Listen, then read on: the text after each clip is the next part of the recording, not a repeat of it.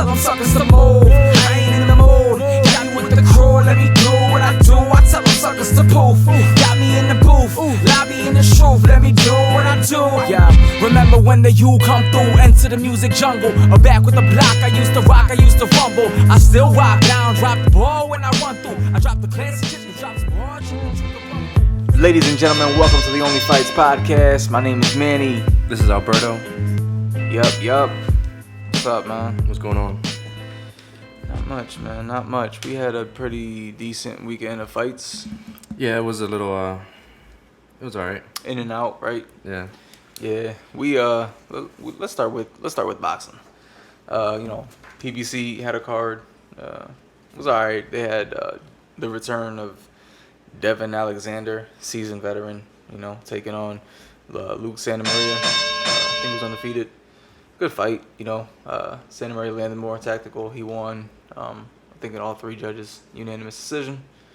But it wasn't a bad loss for Devin Alexander. It's kind of like the Berto loss. Yeah. So, you might even argue that maybe he won or was a closer fight than. But it was a good fight. The second one was Michael Fox fighting Gabriel Maestro. Maestro was knocked down in the second round. It was the first time he'd been knocked down in his career. 3-0, 4-0, something like that. Before the fight even started, man, that's the one where Michael Fox was complaining about the gloves being like taped too high or something, and before the fight even started, they had delayed the fight a little bit, right? Yeah, the good like 5-10 minutes. It was pretty crazy, which is ironic because he was a replacement. You know what I mean? So short notice and delayed the fight. Oh shit. Michael Fox gave him a boxing lesson, bro. I mean, he knocked him down in the second round, like I said, and I thought he won almost all the rounds. And of course, boxing was boxing. They gave Maestro the decision, and that was a robbery. Like, you know what I mean? We complain about some other ones, but that one was a real one. That one was a real robbery. Is it the same judges though for all the fights for the whole night? Nah. Sometimes it is, but I don't think it was for this night. That's crazy. Yeah, man. That was a Marshall Kaufman's fighter too. That got robbed. Yeah. He wasn't too happy about that. And the main event, seasoned veteran Luis Collazo, Puerto Rican from Brooklyn, 40-year-old. He was taking on Montes Stanionis. He was winning the fight and clash of heads in like the fourth round. So came out to a no decision, which is a shame because I think this was Collazo's last fight. I think he's retiring after this. Yeah. So that was unfortunate ending. So what was the call like what happened when they headbutted? It was a no decision. So the fights have to go past 4 rounds. So that fourth round would have had to finish. Yeah. Finish right, yeah. and it didn't happen. So it was a. But who was affected by the headbutt? Like what was the? Collazo. Okay. Yeah, he got hit like right in the corner of his eye. Like if you ever got hit. Did he get cut or? Oh yeah. Okay. That's a really sensitive spot. And, yeah. It is what it is, man. It happened. And there was a Dazn had a card. I couldn't watch it. Last night. It was during the day. It was out there in over in London. Mm-hmm. But boxing. Yeah, Kid Galahad wins the IBF featherweight title. Stopped Jazz in the 11th round. So also Ebony Bridges was on that card. She scored a knockout. Like I said, I didn't watch it though, so that's part of the fight camp that Matchroom has going on. So cool. Pretty good stuff. Yeah, the UFC was also kind of it was alright. It wasn't as exciting as I was hoping. Yeah, same. Well, obviously, the Amanda Nunes fight got canceled. That sucked. That was gonna make the pay-per-view more worth it. I was really upset about that. So apparently she got COVID, and her whole family, her wife and her child. She was gonna fight Jessica Pena. I think she was gonna defend the featherweight. No, bantamweight. Bantamweight's lighter. I think the bantamweight won.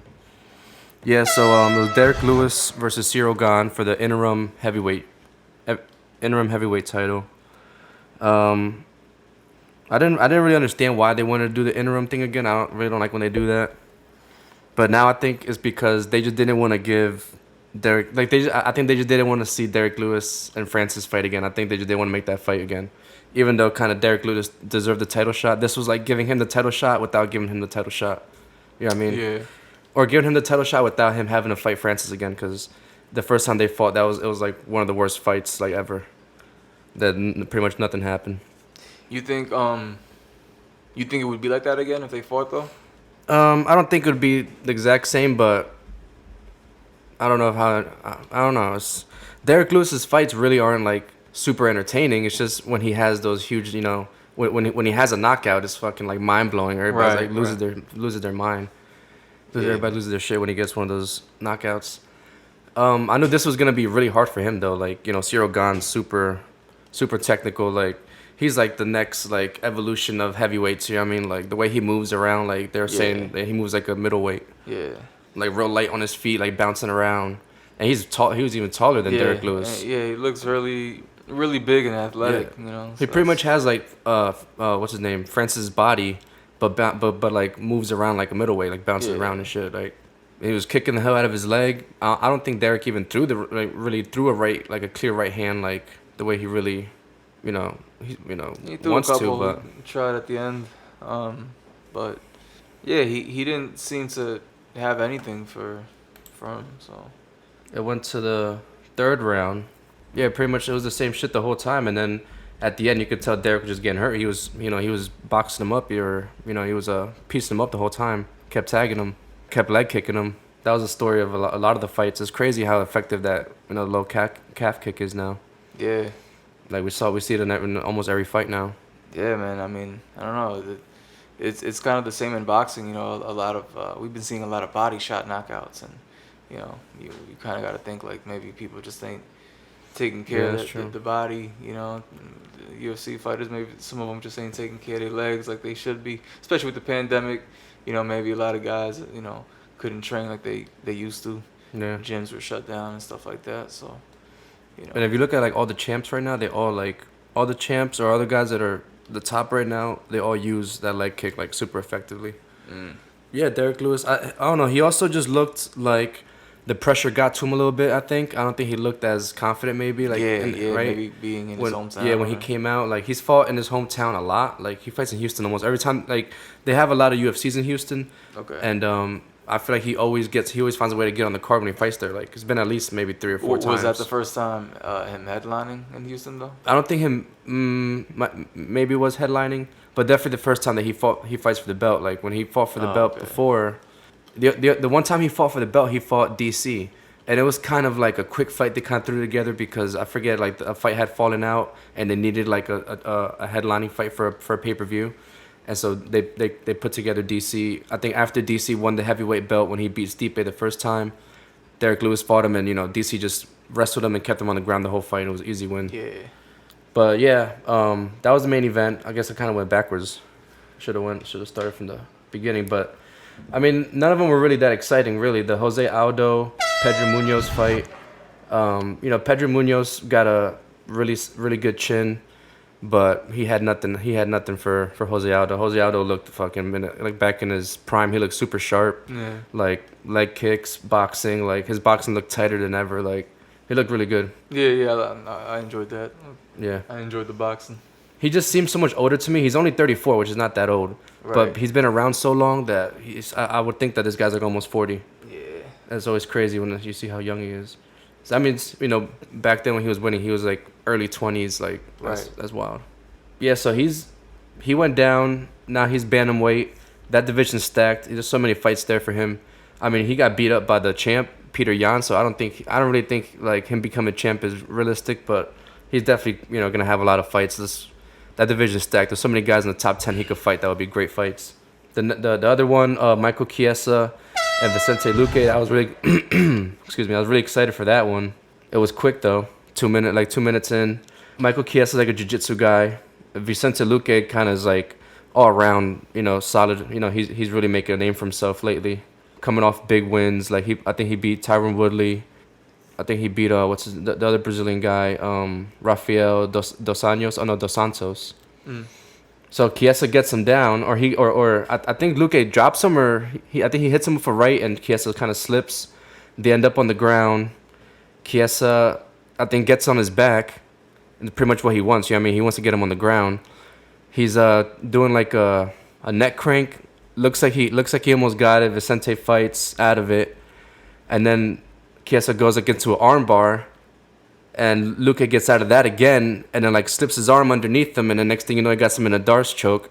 It looks like Chiesa like flips over, like, you know, does like a somersault, like trying to get out of it, and he just has it locked in tight, and he fucking makes him tap, man. That shit was crazy. That was like that was the last way I thought that Luque would have won. Like I thought Luque would knock him out if anything, but that was really impressive. Kind of sucks for Chiesa because he was kind of supposed to get the title shot, but they gave it to Colby Covington, and so now then he took this fight. So now, you know, Vicente Luque is probably gonna get the next title shot after whoever wins out of Usman and Colby Covington, which I think Usman might knock him out this. I think he beat him by TKO the first time, like in the 5th round, but now I think he might just take his head off. Usman's been getting like better and better every fight, like it's crazy. The female one was Tisha Torres and Angela Hill. I think they fought before. Tisha Torres is like, you know, she's a veteran. She's been around for a long time. Angela Hill has been, I don't think she's been in the UFC as long, but she's been super active. Like they said, she already has like 10 fights or something UFC in like a couple years or something. Mm-hmm. And she's good. She's fun to watch, but she loses a lot. Like I don't know. I feel like she doesn't have the knockout power, and her defense isn't really there. So she always kind of gets pieced up, even though she, you know, moves forward the whole fight.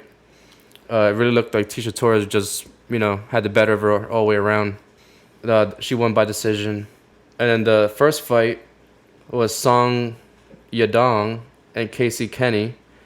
Song Yadong won by decision. I think that fight was kind of boring. I don't remember much of it, honestly, but that was it for the main card. Oh yeah, the one prelim, the feature prelim was Bobby Green versus Rafael Fiziev. Rafael Fiziev is like an up and comer, like Muay Thai style fighter. Like, you know, people have, you know, really high expectations for this guy. Bobby Green's like a veteran, always like in wars and shit. That was a fun fight. That was a fun fight. Rafael came out like super energetic, like bouncing around, like looked like he was moving like a little too much for no reason. Yeah. Body kicks, like his fucking kicks are super heavy. You could tell like the way he throws them. And he pretty much, you could say he won the first 2 rounds, and then you could see he was starting to get tired. By the 3rd round, he was pretty gassed. Bobby Green turned it on and was putting it on him. Definitely won, you know, no, like hands down won the 3rd round. Yeah. And then you know, they gave the decision to Rafael Fiziev, which I think he deserved it. You know what I mean? I guess it just depends on how you, like, I always wonder, like, do you think the 3rd round the last round should matter more? I don't know about 3rd round, you know. Like in a fight like that where you know he's losing the guy that won the first 2 rounds, lost the 3rd round, and it's clear if there was another round he probably would have gassed out and the other guy maybe would have finished him. Yeah. Like it just, I don't know. I always get caught in between that, like, and I bounce back and forth on which one I think it is. Like, okay, do you just judge it on the 2 rounds? Like this guy's, it's 2-1, no matter which rounds are which, or do you go at who do you think would have won if the fight would have kept going? Yeah. Or who had the momentum at the end? Yeah, I don't know. I mean, I never looked at it like that. You know, just kind of like do the math. You know, who won what round? And, yeah. You know, I like the fight. You know, it was a slugfest. You know, a lot of striking, so that was fun to watch. Yeah, Bobby Green ate everything. Like he got hit with some hard shots, kicks, body kicks. You know, everything. He took it. But yeah, that was a fun fight. Yeah, that was pretty much it for the UFC card. The next fight night is not this weekend, but the next weekend. Jared Cannonier and Kelvin Gastelum. That should be a pretty good fight, middleweights. It seems like there's not really any more contenders like for Israel in the middleweight division. Like it's like the same guys pretty much. Like I think he's gonna fight Robert Whittaker again. I mean, I think he beats Robert Whittaker's again, maybe even easier. And then Kevin Gastelum is the one that gave him the tough fight. That was like his war that Israel had with Kelvin Gastelum. Kelvin really touched him up. Probably the most that Izzy's ever been touched. Like I remember his lip was fucking huge. Like and he had a huge knot over his eye. Everything. And Cannonier is good. I always want to see, I would like to see him fight Izzy, but he seems to always get injured. I don't know if it's because he's older or what. Like he fought Robert Whittaker, and I wanted him to beat Whittaker, but I think he broke his hand right in the beginning of the fight. Broke his strong hand and couldn't use it the rest of the fight. Ended up losing. And now I think Whitaker's gonna get the shot again. That should be fun though. Cannonier and Gastelum. Another fight night coming up that they announced is Derek Brunson and Darren Till. Darren Till, they really like that kid. They obviously wanna they like keep giving him these like fights to like try to get him up there, but I don't know what's gonna happen. Derek Brunson's pretty good, so that should be a good fight. And then the next pay-per-view, Alexander Volkanovsky and Brian Ortega. Those are the guys that are doing the Ultimate Fighter right now. Have you watched any of that at all, or any of the clips? Nah. Dude, it's like cringy. It's like it's so hard to watch.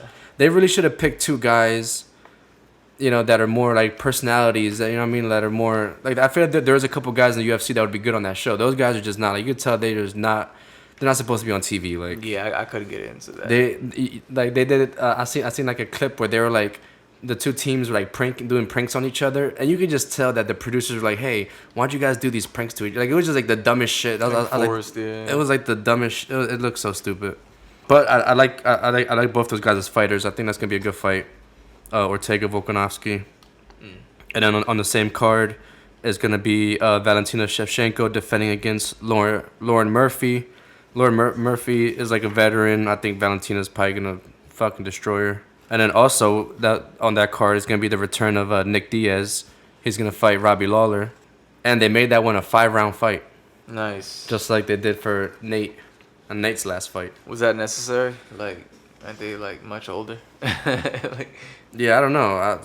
That's crazy, man. It was crazy that they do that for them, because that's obviously for their benefit. You know what I mean? It's like that's 100% for the Diaz brothers' benefit. They got crazy cardio. Like, Nick and Nate Diaz do those fucking like marathons and triathlons and shit.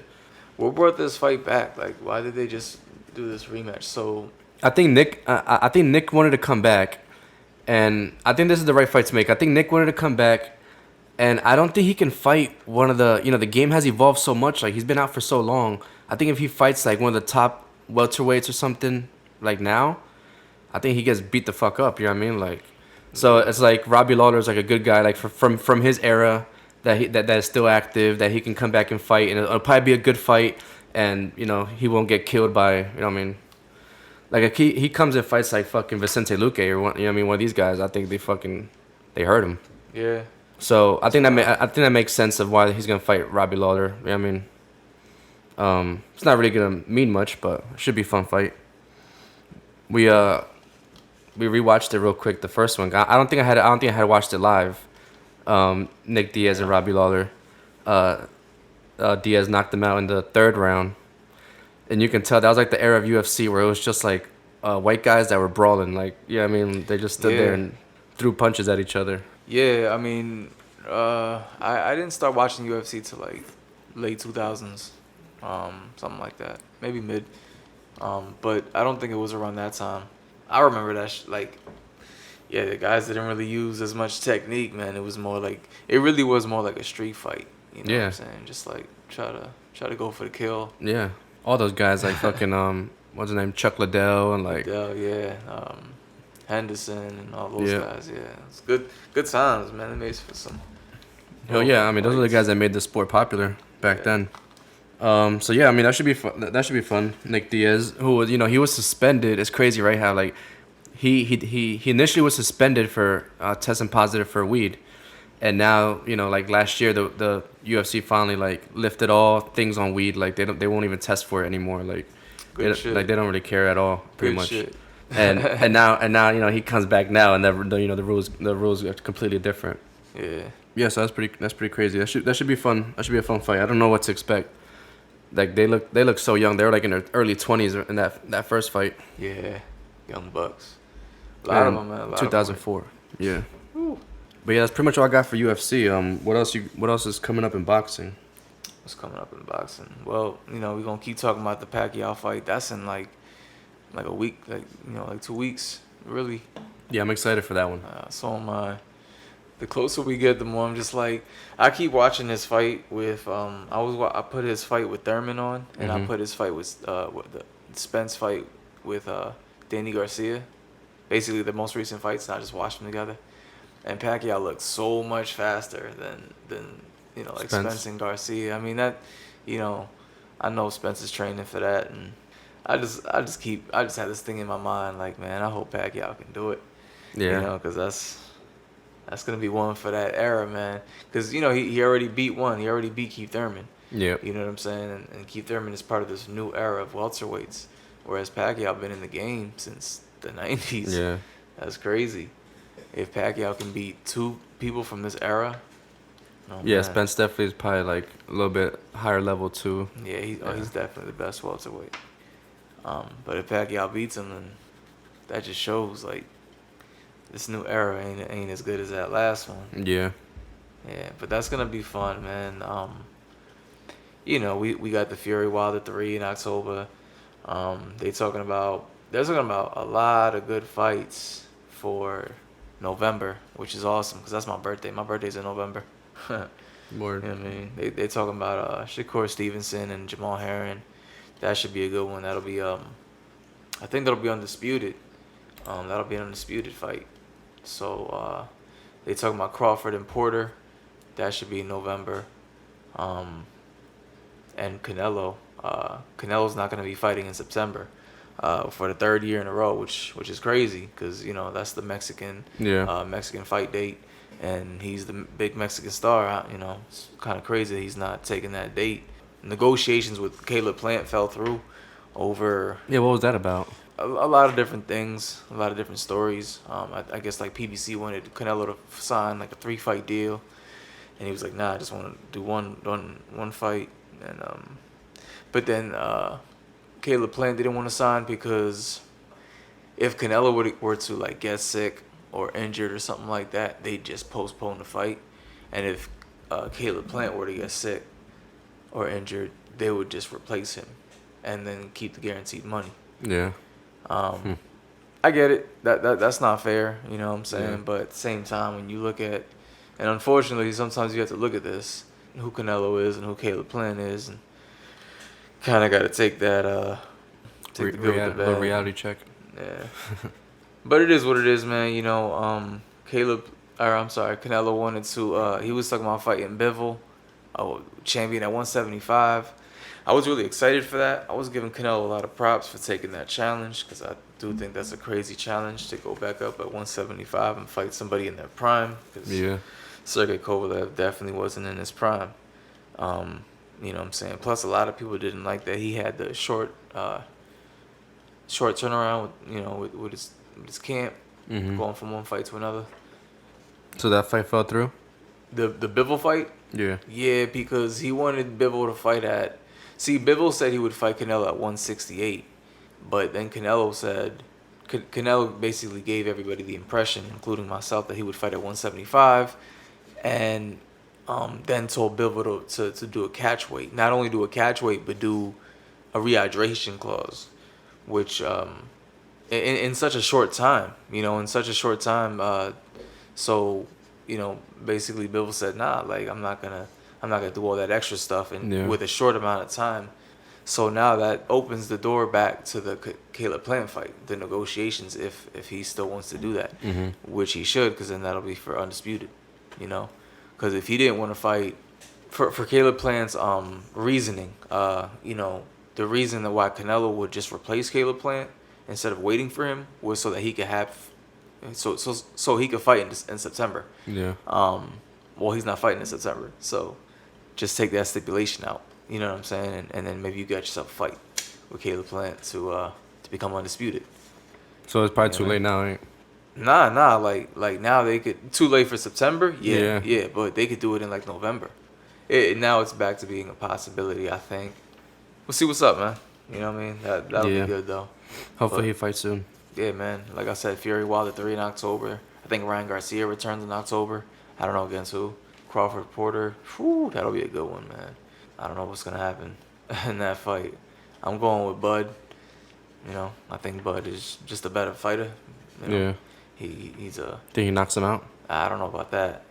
I think he could just like outbox him. I think if he tries to slug it out with Porter, that could be a terrible idea. Because Porter, he's vicious, man. Yeah. But you never know, man. Porter has a lot of different sides to him. He could box, he could slug it out. He could be rough. He could he doesn't have to be rough. You know what I'm saying? Like he got a lot of dimensions to his game, and you know he gave Spence all he could handle. It was a good fight.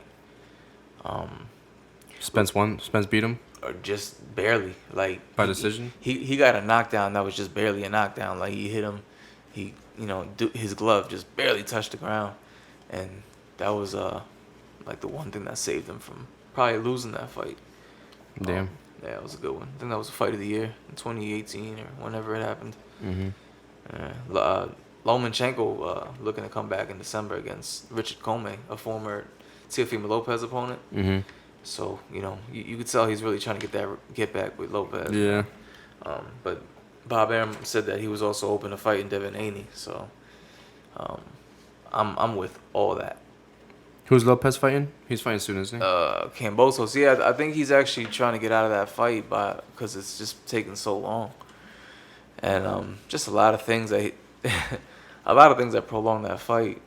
Him That's getting when that was COVID supposed to be on Triller or something. Triller, yeah. Triller bought the rights to that fight, and now he's trying to talk to lawyers about getting out of it. Getting out of the fight with the IBF, so they wouldn't have to, because that's a mandatory.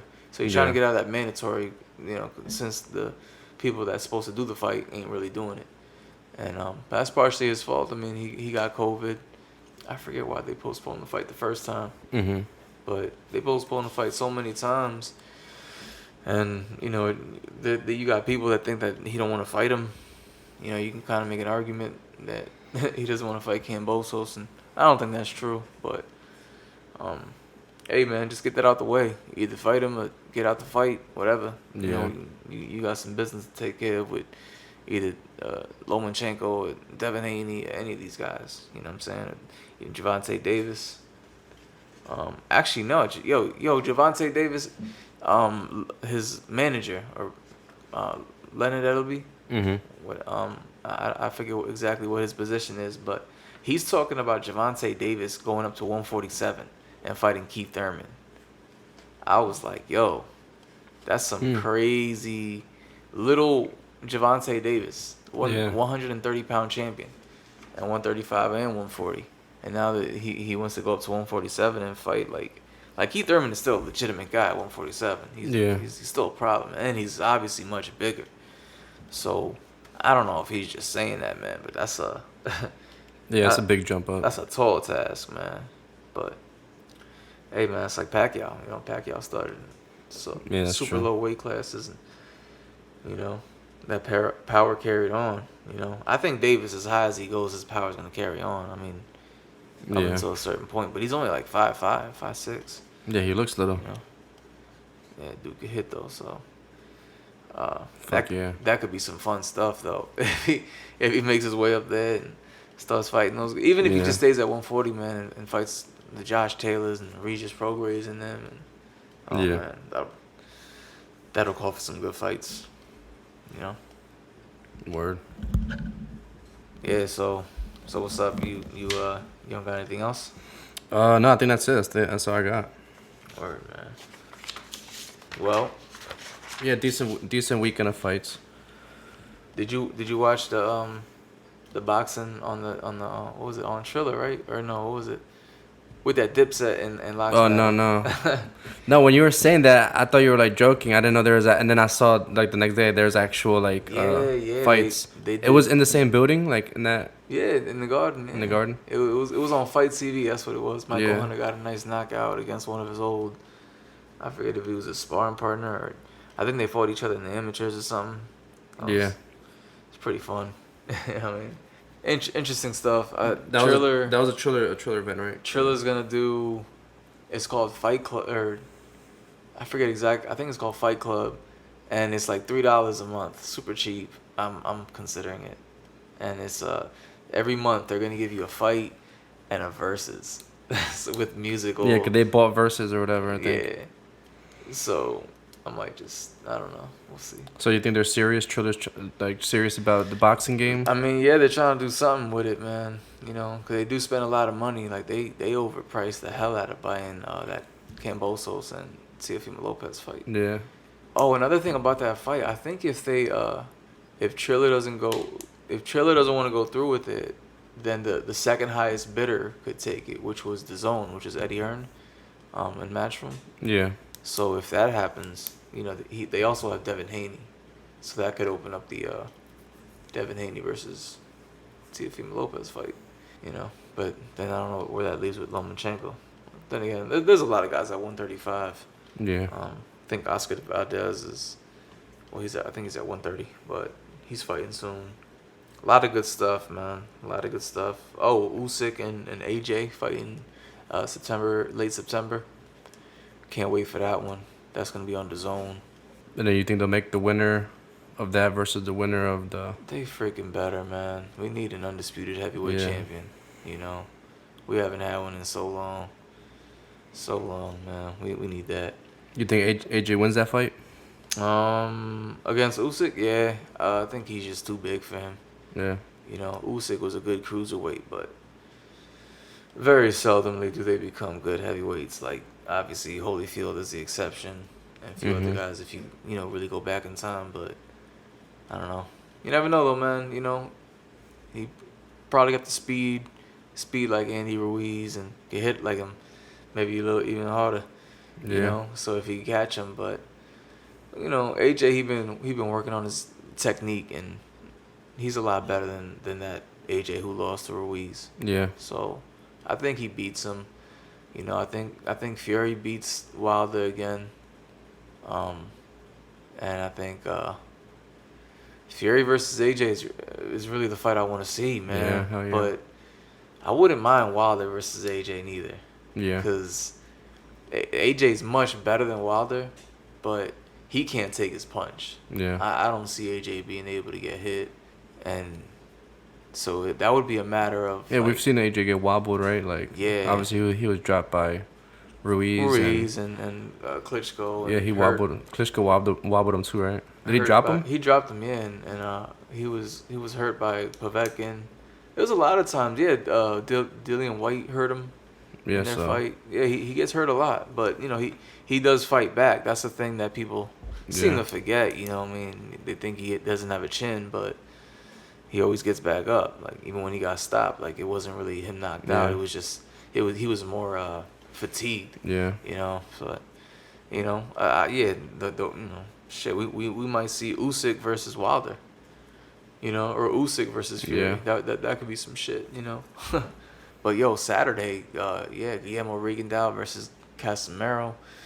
Jose Uzcategui versus David Benavidez. That's in a few weeks.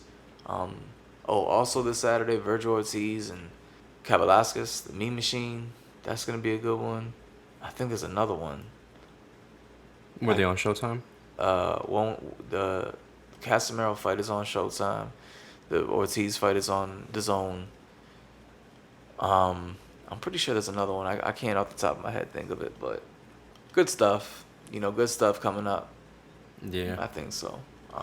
Yeah, a lot of fun fights. Yeah, we're going to have to start picking some of our favorite fights from this year. Like so far, favorite knockouts so far, favorite fights, worst fights, I don't know. Biggest upsets. Yeah. We just got to look back at all the fights that were, this year and shit. Give y'all some fun stuff. Did you watch the Four Kings documentary? No, I've been meaning to start it, but I haven't yet. You gotta check. I just finished that. You gotta watch that so we can talk about it. Yeah. that shit is hot. Yeah. You said it's 4 parts, right? Maybe I'll try. It's a 4-part. Yeah, it's like an maybe hour I'll try to each. start it tonight. Yeah, man, check that out, man. It's really dope. It's really political too. Just a heads up, but it's really dope, man. You know what I mean? Really highlights the 80s of boxing. And who are the 4? Roberto Duran, Sugar Ray Leonard, Marvin Hagler, and Tommy Hearns. Word. Are they all in the same era? Yeah, pretty much. It's dope, man. It shows it kind of shows the end of the Ali era, and then at the end it kind of shows the start of the Tyson era, and it's super dope the way they do it. A lot of these documentaries nowadays are super dope, man. Yeah. They step their games up. So. Yeah, I'm definitely gonna check that out. But yeah, man. So that's all I got. Yeah, I think that's it. Word. So thank you once again for tuning into the OnlyFights Podcast. Hopefully we should start filming soon and giving Yeah, y'all hopefully in a couple episodes we'll have that figured out. more live episodes. Yeah. That'll be fun. So until next time, my name is Manny. This is Alberto. And we out.